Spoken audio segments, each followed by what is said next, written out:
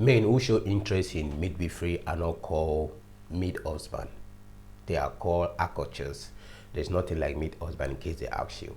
Okay, so I'm so excited that a lot of young ladies are showing much interest in midwifery today. Unlike before that you have to study nursing first before you do midwifery, now we have basic midwifery everywhere. You can just go in and do your midwifery program for 3 years and have your certificate or your license to practice as a midwife. So after my last video on top nursing school interview, I got a lot of messages from candidates that they want to know midwifery interview questions as well. Although you may be asked general questions that they usually ask candidates, but there are some specific interview questions for midwifery. All right, so in this video I'll be talking about 4 specific midwifery questions. I'll also be sharing with you what a typical stressful situation means to a midwife. Okay, you also know the core responsibilities of a midwife and how you can answer this question in case you are asked in your midwifery interview. Good day everyone, and welcome to our YouTube channel. My name is Nurse Hopi.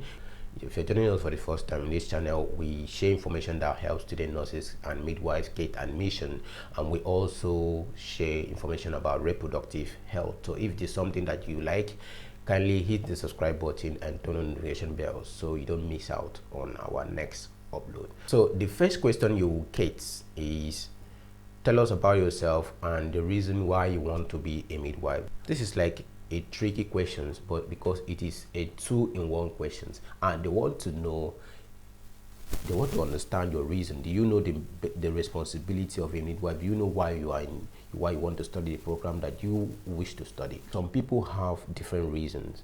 When I interview one of my colleagues that is doing midwifery, she said that the first cry of a baby gives her joy, and she wants to be getting that joy almost every day. Never expected that kind of response, but that was something that really caught me. I also interviewed another person, and she said that she wants to get education and enlighten other women. She said that she wants to empower women and use midwifery as a tool to advocate for women's right and choice of childbirth. So this is a very good reason. I don't know about you. Do you have a good reason that you want to study midwifery? So make sure you tell me in the comment section below, because definitely they are going to ask you, and you have to know this reason because it's very important. Tell us about the responsibility of a midwife. You cannot miss this question. Yes, you cannot miss this particular question. It's very vital. That's why they want to know if you understand why you are here. Do you know what you are going in to do? What are the responsibilities of a midwife?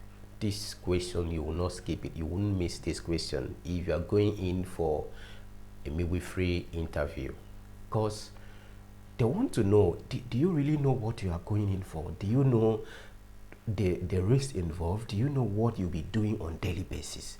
That's what they want to know. Do you really understand this thing, midwife thing that you are talking about? Okay, what are your core responsibilities that cannot be delegated to any other person? So this is what they want to know. Okay, so the best way to go about this is to start from the antenatal. Midwife, the role of a midwife during antenatal. So what are those rules? The first thing is to monitor the pregnant mother. Okay, you check the BP, regular BP checkup, check the fetal heart rate depending on the month of the pregnancy, fetal heart rate of the baby. You educate the woman on the right diet to take, on how to the safety measures to take in order not to injure herself or the fetus. You tell her that one of those things involve wearing flat shoes and knowing how to walk and wearing clothes that gives her freedom, you know. So, and the kind of diet she should be taking, advising her to take pregnancy vitamins. There are some vitamins that they do give to pregnant women. So all those advice during the antenatal will help the woman to carry the pregnancy safely to the next stage, which is what? Labor and delivery. Now, during labor and delivery, the primary role of a midwife is to ensure natural birth. What do I mean by natural birth?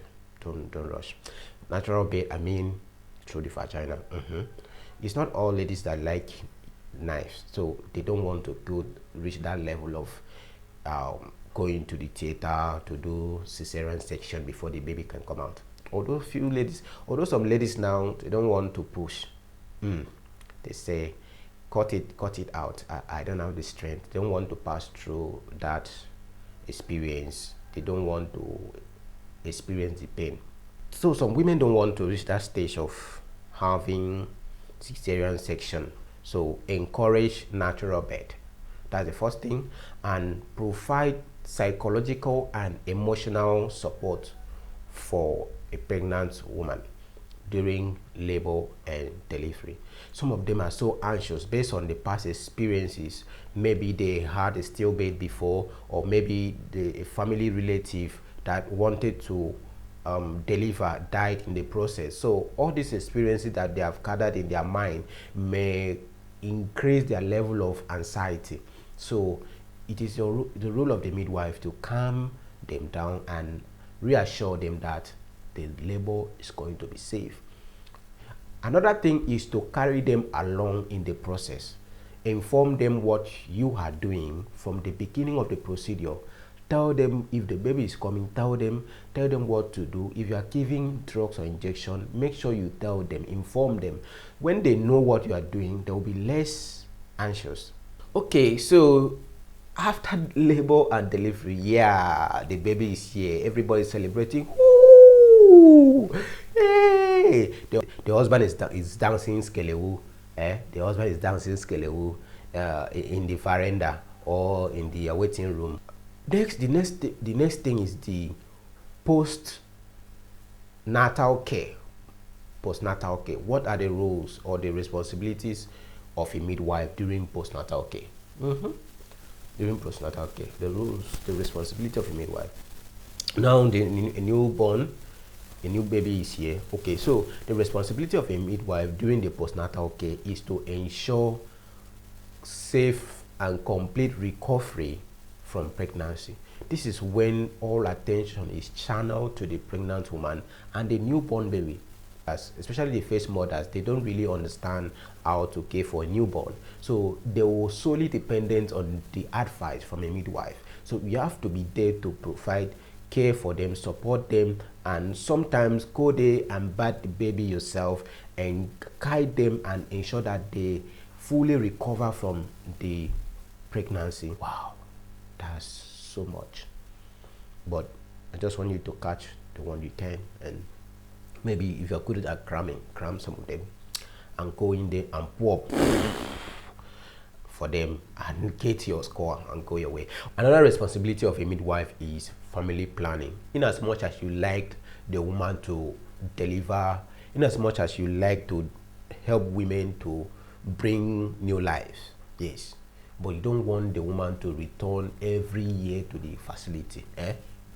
Born begin, for this economy. So you advise, you educate them on family planning. Don't choose for them, but educate them. Tell them the benefit and the risk involved in all the family planning methods and allow them to choose which one is best for them. So if you do this, they will choose one and they will not be coming to the clinic every year to born begin. So what will happen is that they will understand child spacing, okay, so that the little resources they have, they can channel it to these children, that maybe one or two that they have, and give them the best quality of care. Tell us about the benefit of exclusive breastfeeding for both the mother and the child. See? Tough question. This is a tough question. Well, exclusive breastfeeding, helps in child bonding. That's the benefit to the mother. The child will bond, the baby will be born very well with the mother, child bonding. Colostrum, which is the first milk that comes out from the breast after delivery, is so rich in nutrients and vitamins, that the child doesn't need, or the baby or the infant doesn't need anything else. So that alone will sustain the baby. Everything is there, water is there, milk is there, and vitamins and nutrients that will help boost the baby's immune system is there. So if you know other reasons or other benefits, tell them when it is time. I don't know, I'm not a midwife, I'm just telling you. Okay, so the last question in this section is, what are the strengths that you have? I'm not talking about the physical strength, of course. You know, they're asking you, do you have the skills? Do you have do you understand that in midwifery there is no room for errors? Are you this kind of person that is so disciplined to adhere to strict instructions and procedures given to you by your superior? That kind of a thing. Do you have a communication skills that will enable you to communicate with the patient's family members? And sometimes you see church members, they pray spiritual side, then midwives are here trying to do the medical and the scientific part. All this help to deliver a safe and a sound baby. This is where I'm going to stop in this video. Thank you for watching this video up to this moment. I really appreciate. Okay, if you haven't yet subscribed to this channel, please hit the subscribe button and turn on the notification bell so that you get to see more videos on this channel. All right, thank you. Please like this video and share with other potential midwife. This video may help them excel, may help them pass their nursing or their midwifery interview. All right, thank you guys. I'm late for work. Bye-bye. Bye. See you in the next video.